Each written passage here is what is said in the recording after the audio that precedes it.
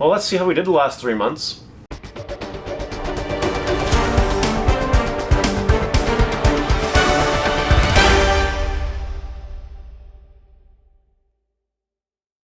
I hope you guys are having a great day. As mentioned last week, we're going to spend this episode talking about how we did in April, May, and June. As you guys are aware, we were not open in April, May, and June. We did some deliveries. We brought in a little bit here and there because of that. But that's it. So, as a benchmark, we're going to say that in the first quarter, January, February, and March, we brought in about $5,000 net profit, approximately. January was kind of average, February was a dead month, not much happened, and March was fantastic because of dual overload and other things. So we'll take it a month at a time. I'll explain what happened basically in as generic terms as possible, and we're just going to see how we did and what I think about it. So April was not good. April, a lot of people, this is when the virus started, and people were like, okay, I'm staying home, I'm not going anywhere, I'm done, nothing's happening, there's no Yu-Gi-Oh! Because of financial difficulties, people were actually selling me a lot of their cards. People would ask me, hey, can I get rid of these cards? Can I get rid of these cards? Can I get rid of these cards? Can I get rid of these cards? And I'm like, yeah, sure, whatever, I'm buying. So I bought a lot of cards. I did not sell that much in April. So April was just barely a green month in terms of net profit. Barely. After all the expenses and everything I bought. So there you go. Sometimes that happens though. Sometimes you have those months in any business where people just aren't buying. And that's okay. To be fair, I would have done a lot better if I didn't go ham on the cards. But, we bought some cards. So that's what happened. I used April as an opportunity to buy singles that would go in my forever box and my secret stash at home. Things that I wouldn't want to get rid of right now, which is part of the reason why, because I couldn't resell those singles even if I wanted to because of the rules I set in place for myself. And that was it. So that was April. May kind of freaked me out a little bit. May, people started getting government money. Nobody was selling cards anymore. I barely bought anything in May. Barely. But on the same token, at the start of the month, no one was spending money. I had very little sales in the first half of May. A little concerned. I was thinking to myself, oh my gosh, people are actually just done spending money. They're getting all this government money and they just want to hoard it, just in case the world actually ends. That could be a problem. But sure enough, the second half of May turned it around. I also had a sale, which the Bevel community knows about. It was a sale where I listed about 14 singles for discounted prices, just random Yu-Gi-Oh singles, 14 of them, and I gave people a couple free local entries in order to pick up those singles as an incentive to actually buy the singles on top of the discounted price. Sure enough, they all sold. So I want to say that net profit May was around, because of that sale mainly, around $1,500 approximately. And now we're in June. June has been firing all cylinders all month. Eternity Code was great. You guys saw the Eternity Code video, and I sold a lot more Eternity Code stuff after that video, so that was fine. Toon Chaos happened. Ended up picking up some collector rares. Ended up selling one of those collector rares. And sold all the Toon Chaos stuff for the most part, except for like the supers and the rares. I'll have that stuff for a while.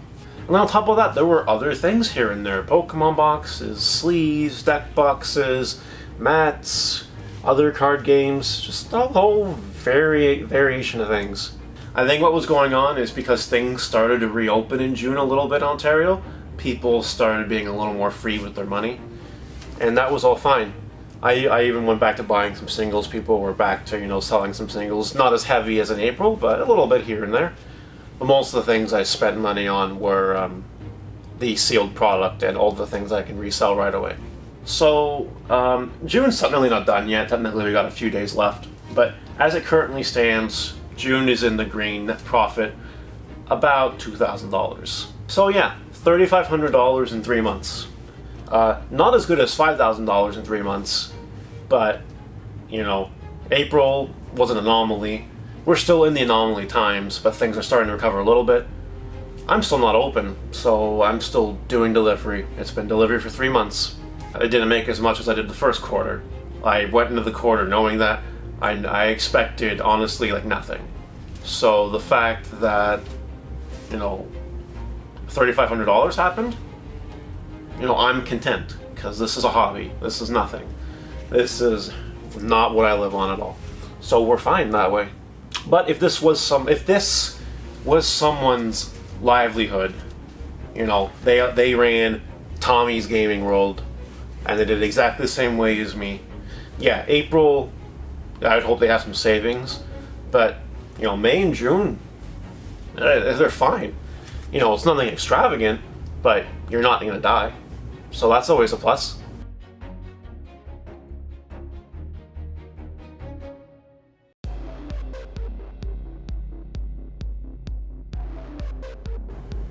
I think now's as good a time as any to see what we ordered this week.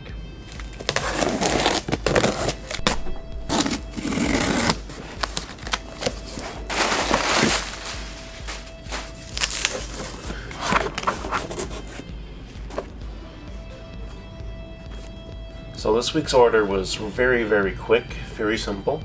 Just some speed duel boxes for Yu-Gi-Oh!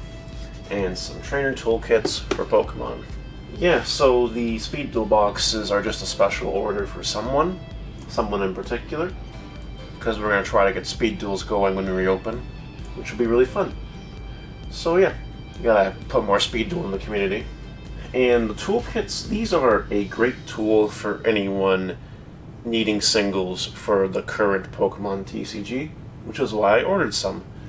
2 are sold, 2 I'm opening on my other channel, and then I'll have 2 for sale. They can be sold whenever, and they will be sold, I'm sure, with the rise of everything going on in the Pokemon community here. A while back I mentioned that the Pokemon community was going to happen, I was going to make it a thing, and so far I'm taking the steps to make sure that does happen. You know, the game is very, very important to me, because it's the game that introduced me to card games altogether, and hobbies for that matter. So I really want to see it take off, and it is going to take off. We've already made some progress on the community, getting some people joined in, getting people some decks, building some decks for the community so that they can try the game. It's truly working out so far, and I can't wait till we reopen and make it a reality.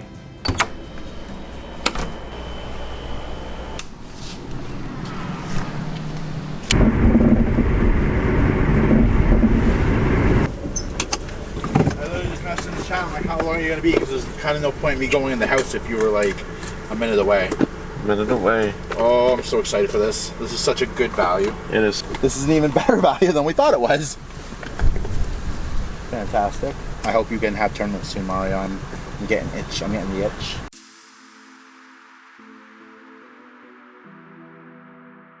I feel like I'm flip-flopping a lot in this episode, from card game to card game, but we're talking about Magic now. Only reason I'm bringing this up is because I want to keep driving this point home for anyone that wants to do card vending. I really believe it's important.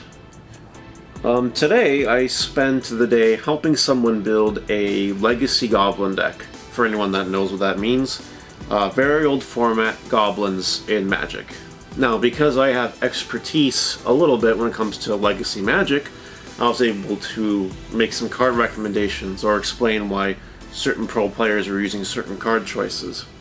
And I had some of those card choices as inventory in the store. So what we did is he proxied a few cards, I played a deck of my own, we went back and forth for about an hour or so, and it helped close some sales when it came to selling some of the cards, particularly the mana base, because the mana base is, you know, very important and very expensive.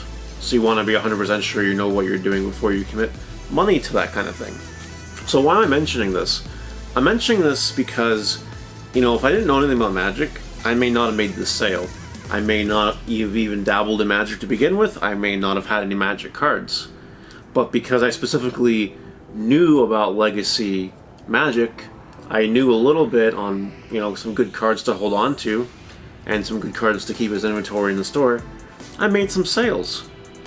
Yeah, I didn't have many of the actual goblins, but the mana base, yeah.